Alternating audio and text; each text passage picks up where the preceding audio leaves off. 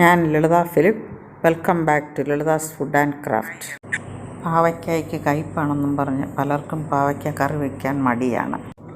എന്നാൽ ഒട്ടും കയ്പ്പില്ലാതെ ഒരു പാവയ്ക്ക പീര അല്ലെങ്കിൽ പാവയ്ക്ക തോരൻ എങ്ങനെ ഉണ്ടാക്കാമെന്ന് നമുക്ക് കണ്ടു നോക്കാം. കയ്പ്പില്ലാതെ കറി വെക്കാനായിട്ട് 1-2 ടിപ്പുകൾ ഞാൻ പറഞ്ഞു തരാം. അതുകൊണ്ട് വീഡിയോ സ്കിപ്പ് ചെയ്യാതെ അവസാനം വരെ കാണുക. അതിനായി 1.5 മുതൽ 1.25 കപ്പ് വരെ തേങ്ങ ചെറുതാക്കി തിരുമ്മിയെടുക്കുക. പിന്നെ 1.5 കപ്പ് സവാള ചെറുതായി അരിഞ്ഞെടുക്കുക. 2-3 കുടംപുളി വെള്ളം ഒഴിച്ച് കുതിർക്കുകയോ തിളപ്പിച്ച് വെക്കുകയോ ചെയ്യുക. പിന്നെ എരിവിനാവശ്യമായ കാന്താരിയോ പച്ചമുളകോ വട്ടത്തിലോ നീളത്തിലോ അരിഞ്ഞു വെക്കുക. പാവയ്ക്കത്തോരൻ വെക്കുമ്പോൾ നമ്മൾ പാവയ്ക്ക ആദ്യമേ അരിഞ്ഞ് വെക്കരുത്. ബാക്കി എല്ലാ സാധനങ്ങളും അരിഞ്ഞ് റെഡിയാക്കിയതിന് ശേഷമേ പാവയ്ക്ക അരിയാവൂ.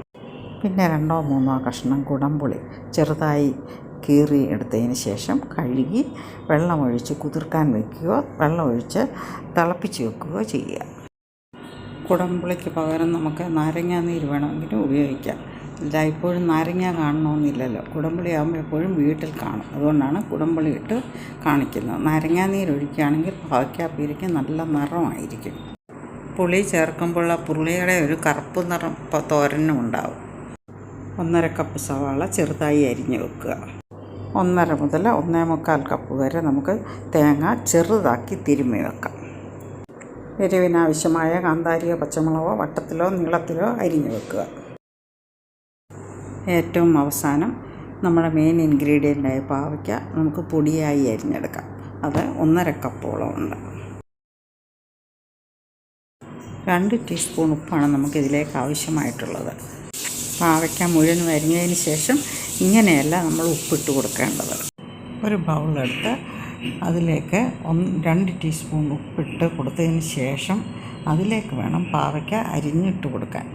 അരിഞ്ഞുകൊണ്ടിരിക്കുമ്പോൾ തന്നെ നമ്മൾ ഇടയ്ക്ക് ഇളക്കി ഉപ്പുമായിട്ട് യോജിപ്പിച്ചു കൊണ്ടിരിക്കണം.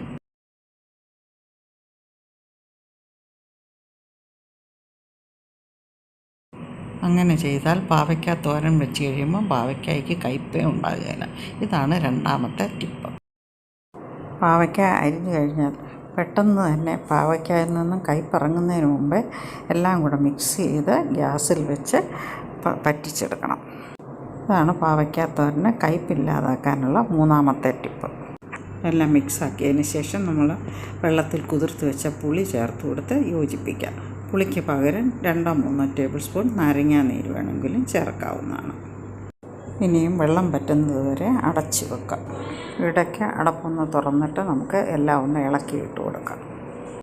വീണ്ടും വെള്ളം പറ്റുന്നത് വരെ അടച്ച് വെച്ച് വേവിക്കാം.